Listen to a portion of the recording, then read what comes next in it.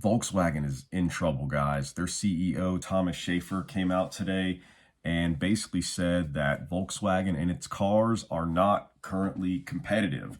And then followed that up by essentially saying that they're looking to trim the fat big time to the tune of about $10.9 billion.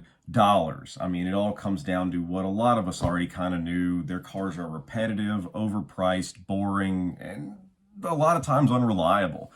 But I mean, who didn't see this coming just with the current structure and what's going on in the world? I mean, you've got record inflation all over the freaking world. It's an overall bad economy. No one is spending money on anything. You still have insane high car prices. You still have insane high interest rates.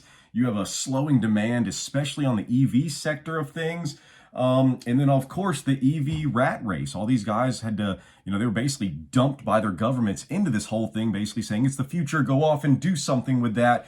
So these guys are blowing through cash reserves on R&D and just making cars that people don't necessarily like. And for a lot of times, they just flat out aren't panning out. I mean, and on top of that, they're still having to make all their gas-powered cars at the exact same time.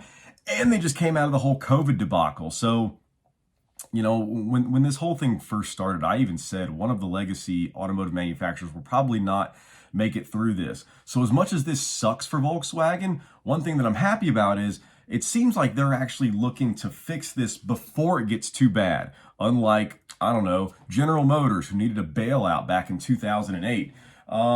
But expect this to get kind of bad with them and with other automotive manufacturers, to be honest. They're going to do stuff like they're probably going to have a hiring freeze. You're probably going to see job cuts. You're going to see pay decreases. You're going to see stuff like forcing the older workforce into early retirement. They're going to shut down plants. They're going to stop doing R&D.